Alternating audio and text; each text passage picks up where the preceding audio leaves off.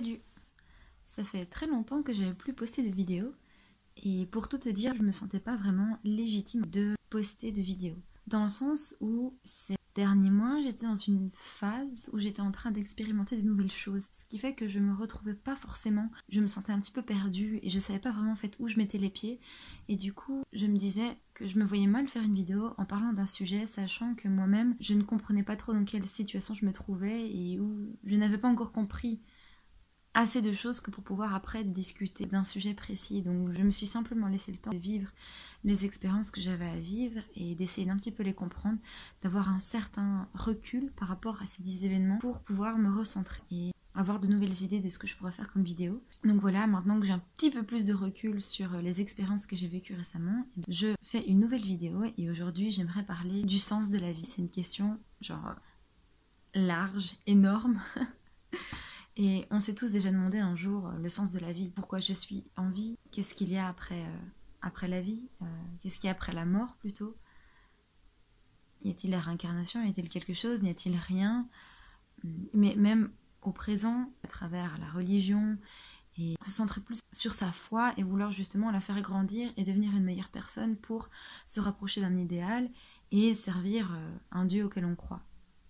Ou que ce soit au niveau moins spirituel et plus on va dire pratique à travers un métier. Quel est le métier plus tard, la future profession que je voudrais faire et qui donnerait sens à chacun de mes jours. Et ce que j'ai envie de dire, c'est ce que moi, personnellement, bien sûr, vu que je ne peux parler qu'en mon nom, vu que j'expérimente la vie, je lis des livres aussi sur les chemins de vie de différentes personnes, les différents points de vue, puisque c'est toujours intéressant de confronter son propre point de vue à celui des autres, parce que c'est comme ça justement qu'on fait évoluer le savoir, et c'est comme ça qu'on reste ouvert d'esprit. Et pour moi, l'ouverture d'esprit, c'est la chose la plus fondamentale dans la vie, puisque justement, l'ouverture d'esprit, c'est ne pas se fermer sur son propre mode de pensée et être complètement hermétique à ce qui peut se passer autour de nous, camper tout simplement sur ses positions et avoir plein de certitudes. Parce qu'en fait, à partir du moment où on a plein de certitudes, et bien justement, on devient fermé à tout ce qui nous entoure et à d'autres manières de voir la vie. Et moi, c'est ce qui m'intéresse justement, c'est de confronter les différentes manières de voir la vie et voir celles qui font écho en moi tout simplement et qui font sens pour moi. Et donc, par rapport à l'expérience de mes 22 premières années, vu que je n'ai que 22 ans, donc j'ai vraiment une petite expérience, eh bien il y a quelques petites choses que j'ai pu remarquer. Et l'une de ces choses, c'est que selon moi, la vie n'a pas de sens. Enfin, c'est à nuancer. Selon moi, on a tous en nous des capacités, certaines aptitudes qui nous sont propres et pour lesquelles nous sommes doués. Certains, ça va être la musique, d'autres, ça va être le chant, d'autres encore, ça va être, je ne sais pas, la linguistique ou la médecine ou voilà, plein de choses. On a tous en fait des aptitudes qui sont cachées en nous et je pense que un des buts dans la vie, c'est d'apprendre à découvrir justement ces aptitudes qui sont à l'intérieur de nous et nous sommes tous doués pour quelque chose. Seulement le souci en fait, là où le bas blesse, c'est que beaucoup d'entre nous sont bloqués par leur peur. C'est en partie dû à la société dans laquelle nous vivons. Le tout est tellement lié parce que la vie, c'est un ensemble, un système où chaque élément existe et a un sens par rapport à un autre, par rapport à la relation entre ces différents éléments. Et justement, nous sommes dans une société qui a tendance à être une société de consommation où on a certaines catégories. On a tendance à vouloir mettre la réalité dans certaines cases et à classer en fait les choses et les gens. Par exemple, hétérosexuels, homosexuels, bisexuels, alors qu'il y a plein d'autres nuances. La vie est une nuance. Et c'est par exemple comme ça que maintenant on voit de plus en plus de vidéos circuler sur le polyamour ou ce genre de choses, c'est-à-dire les personnes qui sortent avec plusieurs personnes en même temps parce qu'elles aiment plusieurs personnes en même temps. L'avantage qu'on a aujourd'hui, c'est qu'on a vraiment une pluralité des points de vue. On peut vraiment trouver et apprendre à construire sa propre façon de voir la vie, mais d'un autre côté, on a des mécanismes de pensée assez stérilisants et qui nous empêchent en fait justement d'apprendre à nous connaître nous-mêmes et à savoir qui nous sommes parce que nous avons des images de cette société, les images qu'on doit renvoyer, d'être quelqu'un de beau physiquement, avoir une belle voiture, avoir une belle maison, bref, ce qui compte le plus n'est pas qui l'on est, mais ce que l'on a, ce que l'on possède. Or, le plus important, de nouveau c'est selon moi, le plus important c'est certes ce que l'on possède, mais ce que l'on possède à l'intérieur de soi. c'est-à-dire la richesse personnelle et pas la richesse matérielle. Le matériel peut certes aider au bonheur, c'est indéniable, mais il ne faut pas faire reposer tout son bonheur sur le matériel, puisque un jour, ce matériel disparaît. Et même quand on y pense, faire reposer son bonheur sur de l'argent, ça veut dire en fait faire reposer son propre équilibre personnel sur des choses qui nous sont extérieures. Et si un jour nous perdons ces choses qui sont extérieures à nous, eh bien, notre bonheur s'écroule. Alors que si nous faisons dépendre notre bonheur de nous-mêmes, c'est-à-dire de ce qui est à l'intérieur de nous, de nos richesses personnelles, de notre développement personnel, eh bien, même si un jour nous perdons tout ce confort matériel qui est quand même un plus, eh bien, nous pouvons tout à fait nous retrouver et ne pas nous éparpiller, puisque justement, ce bonheur reste, vu qu'il est à l'intérieur de nous. Bon, je m'égare un peu, mais ça, c'est tout moi, hein, tu m'excuseras, je fais des liens entre les choses et du coup, je pars et je reviens, vu qu'à la base, j'étais partie sur le sens de la vie.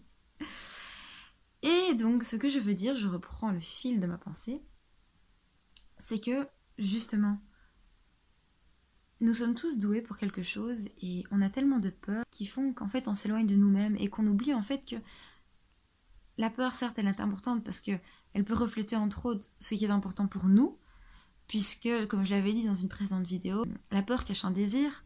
Par exemple, si j'ai peur d'échouer à une interrogation, eh bien ça cache le désir de vouloir réussir.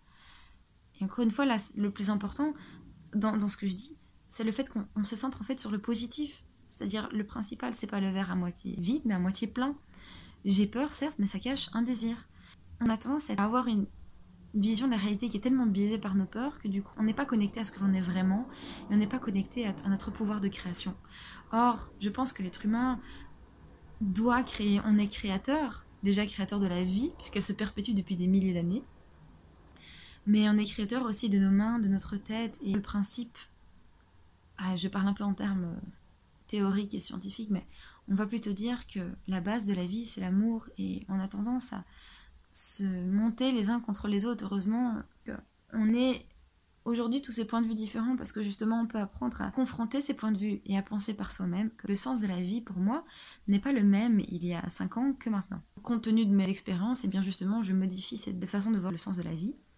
Et selon moi, la vie n'a pas de sens. On vient sur Terre en ayant des aptitudes qui nous sont propres. Et je pense que nous avons tous une mission dans la vie. Par exemple, il y en a qui sont passeurs, c'est-à-dire qui communiquent entre le monde des vivants et le monde des morts. Je ne sais pas si tu crois aux esprits. Attention, les esprits à comprendre dans un concept beaucoup plus vaste que Ghost Whisperer ou l'exorcisme. Voilà. Il y a des gens qui sont passeurs et qui ont des entités. Il y a des entités positives, d'autres négatives. Et parmi ces entités, il y en a qui n'arrivent pas justement à, comme on dit, passer dans la lumière, et qui restent en fait coincés sur Terre. Et il y a des passeurs qui aident justement ces personnes-là à faire le deuil de leur ancienne vie terrestre pour justement partir vers la lumière. Nous avons tous des missions, bien sûr, nous ne sommes pas tous destinés à devenir passeurs, bien qu'aujourd'hui encore, je trouve que cette vocation de passeur, eh bien, ça reste encore fort tabou, puisqu'on a tendance à avoir encore cette image un peu médiévale, comme quoi les gens qui sont connectés au monde de l'au-delà, eh bien, sont des sorciers, bon, façon un petit peu exagérée de le dire, mais que ce sont des charlatans, ou bien sûr il y a des charlatans, mais je pense aussi, moi sincèrement, qu'il y a effectivement des gens qui arrivent à communiquer avec les entités de l'au-delà. Certes, nous avons une mission, mais je pense que la vie de chacun n'a pas de sens prédéfini, c'est-à-dire que nous venons sur Terre, nous avons certaines aptitudes, on peut avoir des missions de vie, encore faut-il donc savoir les découvrir, apprendre justement à s'écouter pour pouvoir les découvrir et écouter ce qui fait sens en nous. Mais la vie n'a de sens que celui qu'on lui donne. Et c'est vraiment ça que j'ai compris jusqu'à présent, c'est que à un moment je me suis rendu compte que selon moi la vie n'avait pas beaucoup de sens et je me suis dit en fait plutôt que de me dire bah tiens la vie n'a pas de sens, pourquoi est-ce que je vis, la vie ne vaut pas la peine d'être vécue, et bien non justement en fait moi j'ai plutôt pris le contre-pied et je me suis dit bah c'est génial en fait puisque la vie n'a pas de sens, et bien je peux lui donner le sens que je veux. Pendant longtemps, j'ai essayé de trouver qui j'étais. Pendant toute mon adolescence, j'ai un peu appris à connaître mes vices et mes côtés lumineux pour apprendre à me connaître tout simplement, savoir qui était cette personne que je suis. À un moment, j'ai eu une prise de conscience. Je me suis rendu compte qu'il y avait un décalage entre comment j'agissais et comment je voulais agir. C'était parce que j'étais prisonnière de certains mécanismes de pensée et des schémas affectifs aussi. J'étais prisonnière de mes émotions. Je n'arrivais pas à démêler tous ces nœuds qui étaient emmêlés depuis mon enfance. Donc voilà, tu as une petite idée du travail personnel que ça demande, forcément. Et donc j'ai eu une prise de conscience et j'ai eu à partir de là le désir en fait d'apprendre à me connaître, de comprendre le mécanisme de pensée, de comprendre les émotions que je ressentais, d'apprendre à les écouter, de comprendre aussi pourquoi elles étaient là, ce qu'elles désiraient me dire, ce que l'enfant à l'intérieur de moi désirait me dire pour grandir. J'ai appris à me connaître, à savoir la personne que je voulais devenir. C'est pour ça qu'aujourd'hui, je construis ma vie sur base de mes valeurs et de ce que je veux devenir chaque jour. Et c'est ça que je me suis rendu compte aussi, à côté du fait que selon moi, la vie n'a pas de sens prédéfini, c'est que le plus important, ce n'est pas au final qui on est. Le plus important, c'est qui l'on décide de devenir. Parce que la vie est un flux perpétuel. Tout change, tout se transforme. Même moi, je grandis, je mûris, ou pour les plus pessimistes, ils diront je vieillis. Je préfère dire je mûris. Ça donne justement une impression de croissance, même si en même temps on prend de l'âge. Je ne suis pas la même personne qu'hier, bien sûr je ne suis pas non plus aux antipodes de la personne que j'étais, ça reste dans une continuité, mais ce que je veux dire c'est que chaque jour je me construis, donc je mûris et la vie continue et ma façon de penser continue, elle évolue, vu que justement je veux rester ouverte à la vie, donc mes propres idées évoluent aussi, c'est ça qui est fabuleux. En même temps, je me rends compte du coup que ce qui importe c'est pas tellement qui je suis, même si je connais cette personne à l'intérieur de moi, donc cette petite flamme qui vit en moi, mais le plus important c'est qui je désire devenir. Et à partir du moment où en fait on se demande qui l'on désire devenir, et bien justement on se met à avoir des objectifs et à donner un sens à notre vie. On se met à avoir des rêves et c'est hyper important, on n'oublie pas de rêver. Moi ça m'est déjà arrivé d'avoir tendance à être trop terre à terre et en fait m'empêcher de rêver parce que je me disais oui mais c'est pas possible, oui mais je peux pas ci, je peux pas ça, et en fait à mettre plein de barrières mentales qui n'existaient tout simplement pas et qui m'empêchaient de vivre mes rêves. Donc, n'oublie pas de rêver, c'est hyper important. Garde ces petits enfants à l'intérieur de toi et n'écoute pas les gens justement qui cherchent à te mettre des bâtons dans les roues parce que eux sont victimes de leur propre mode de pensée, de leurs propres limites. Écoute-toi et fais ton chemin comme tu l'entends. Et le plus important, c'est que tu fasses ta vie, que tu la construises sur base de tes propres valeurs. Et pour ça, il faut que tu sois à l'écoute de toi-même et que tu n'aies plus peur. Et que tu te rendes compte que dans la vie, elle est belle. La vie, c'est l'amour. Et il y a plein de choses affreuses qui arrivent chaque jour. Mais il faut être reconnaissant d'être en vie. Et moi, c'est ce qui m'aide notamment quand je suis pas bien. De me dire, waouh, je suis pas bien. Mais justement, même si je suis triste, eh bien, je suis content d'être triste en fait. Parce que je me dis que ça me fait me sentir en vie. Certes, j'ai peut-être le cœur en morceaux. Mais justement, je suis en vie. Parce que si j'étais pas en vie, je ressentirais rien. Et c'est fabuleux aussi de ressentir des choses positives, de ressentir des choses négatives. Parce que tout ça, en fait, c'est une énergie qui nous montre qu'on est en vie et qu'on est bien là. Et que, waouh, on est parmi ces milliers de personnes qui vivent. Et on a de la chance. Donc voilà, selon moi, par rapport au sens de la vie, eh bien la vie n'en a pas. On décide du sens qu'on désire lui donner. Et c'est fabuleux parce qu'en fait, on peut vraiment faire ce qu'on veut. Ce qui est important à comprendre, c'est que tu ne te réveilles pas un jour en te disant « ça c'est le sens que je vais donner à ma vie. Ça c'est le sens que je veux lui donner. Et je sens que ça c'est le bon chemin. » Non, le sens de ta vie se construit jour après jour. Chaque jour, tu redéfinis la direction que tu décides de donner à ta vie, puisque tu as vu des expériences positives comme négatives qui vont bousculer tes projets, bousculer tes plans, vu que ça arrive comme on se l'imaginait, comme on l'avait prévu, heureusement. Parce que si on avait le contrôle sur tout, eh bien la vie serait beaucoup moins chouette, justement.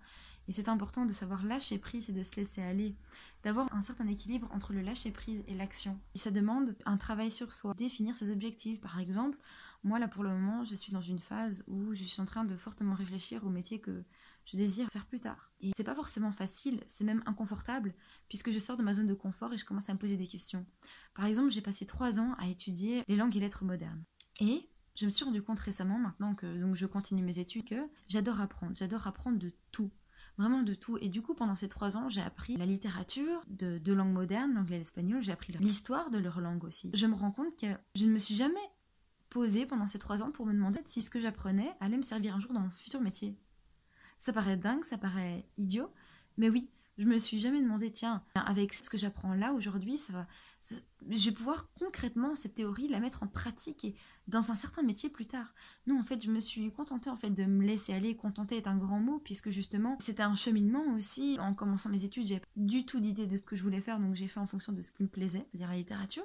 Et puis, petit à petit, les choses se sont éclairées pour moi. Je me suis posé des questions. Est-ce que ce cours-là m'intéresse? Est-ce que je vais choisir comme autre option celle-ci ou celle-là? Quand je dis que je me suis contentée de me laisser aller, c'est un gros mot, hein. Ce que je veux dire, c'est que je ne me projetais pas vraiment dans le futur. Et d'ailleurs, c'est vrai, si tu demandes à la plupart des gens qui font des hautes études, tiens, et les études que tu fais, c'est pour faire quoi comme métier plus tard? Ben franchement, il y a plus de 90% des gens qui vont te dire, et c'était mon cas, encore, mais c'est encore mon cas maintenant, c'est, ben, je ne sais pas. Je sais pas. Parce qu'en fait, on choisit des études, mais sans savoir concrètement ce qu'on va faire comme métier. Et je me suis rendu compte, en fait, il y a quelques jours, je me suis dit, ah zut, en fait, j'aurais dû commencer mes études en sachant déjà à la base quel métier m'intéressait. Mais tu finis l'enseignement secondaire, c'est pas pour ça que tu sais ce que tu veux faire de ta vie, tu vois. Et je pense qu'il faut pas avoir trop d'inquiétude par rapport à ça, parce que c'est un peu le même principe que le sens de la vie, c'est que ça vient pas en un coup, c'est un cheminement, mais il faut toujours garder confiance en soi et avoir confiance en ses capacités. Et c'est justement comme ça qu'on se met à être créateur et qu'on se met à choisir sa voie.